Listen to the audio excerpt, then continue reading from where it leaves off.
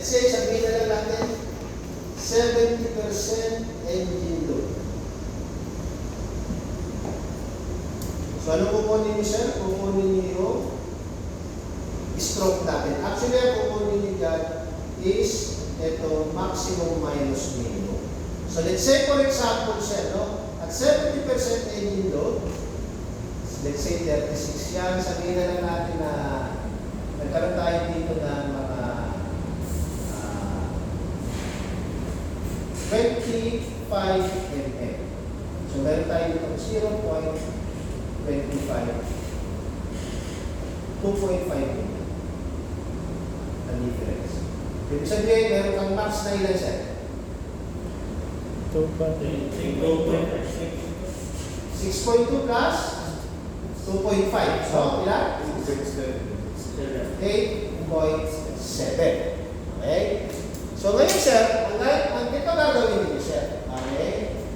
Kung ano yung load ninyo, sir, no? Ito, sir, i-multiply nyo sa 2. Okay? So, yung max minus minimum. Okay? So, milliampere times 2. Okay? So, yun ang gagawin nyo. I-multiply nyo sa times 2. Don't play with nyo. Tapos, saka ninyo i-add sa max. Okay? So, yan ang gagawin ninyo inyong target. Dapat hindi bababa yan. Excuse me, sir. Hindi ako nakasunod. Saan nakuha ang times 2, sir? No? Ayun. Binigay ko lang na value yun. value. Times 2 sir. Okay. Okay? Tapos yung max. Ninyo na? Yung plus minimum. Sorry. Plus minimum. Okay? So, dodoblihin nyo lang. Okay? So, ibig sabihin, meron kayong makukuha ang bagong maximum value. So, halimbawa, ito sa 2.5 times 2, ilan, sir? 5. Okay? 5 millia plus, ilan yung minimum natin? 6.2 millia. Okay, so ilan yan, sir? 11.2. Okay? So, ibig sabihin, kailangan mag-expect kayo ng mas mataas dyan. Okay? Bakit, sir? Kasi, halimbawa, ito, sir, nag-function test tayo. Ang lumabas dito ay 9.5. Magdidilaw, hindi. Hindi, sir. Normal, abnormal. Normal, as per reference value. Eh, sa totoo ba, normal yan? Hindi.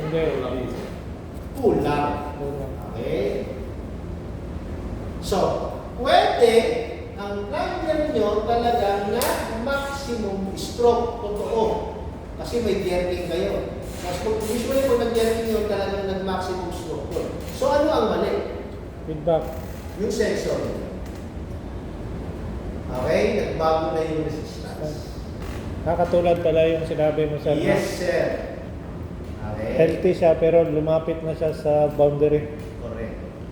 Okay? Hindi na yung range ng ano niya, no? Hindi, ang range niya hindi na 6.2 to, to 12.9. Yung 12.9 niya dati na reading, 9.5 na lang ang reading ngayon. Kasi nagbago na yung resistance. Yung chances na masira yung sensor o magkaroon sa ng... Pag nasira yung sensor na wala...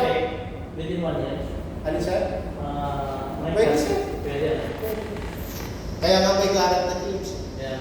Kasi may chances na yung sensor. Maaaring kasi mga talaga yun. Yes, sir. Mga talaga. Okay? So wala akong example ng na sa plunger, pero yung isa kong pinakita sa inyo is example na exhaust valve. Ito dito, sir. Okay? Ang value ng exhaust valve mo pag sir? Anong value nito, sir? Value ng Close position. Close. Kasi sa injection, sarado siya. Ito yung open. Okay? Dito nga, lumampas eh. 12. Okay, sir? Oo. So, ibig sabihin, dati, ang minimum value niya, sabihin na lang natin, na pasasabihin natin 10 milliamps. Okay? Yung maximum value is 17.4 pa rin. Okay? So ano ngayon ang nangyayari? Naging, yung minimum niya, imbis natin, naging 12.1 na. Anong mangyayari dyan? Ito yung normal. Okay? Paano kinukuha natin yung stroke? 17.4 minus 10. So meron ka 7.4 Difference. milliampere na maximum minus minimum. So, i-times mo sa 0.11, yun yung stroke ng exhaust valve. Eh ngayon nagbago sir. 17.4 naging minus 12.1. So ilan na lang? 5.3 milliamp. Times 0.11 mo times 0.11 mo. So anong mangyayari sir? Sa computation niya, kulang na yung stroke. Anong alarma? Exhaust valve low stroke. May problema sa exhaust valve? Wala. Kasi yung sensor yung may problema.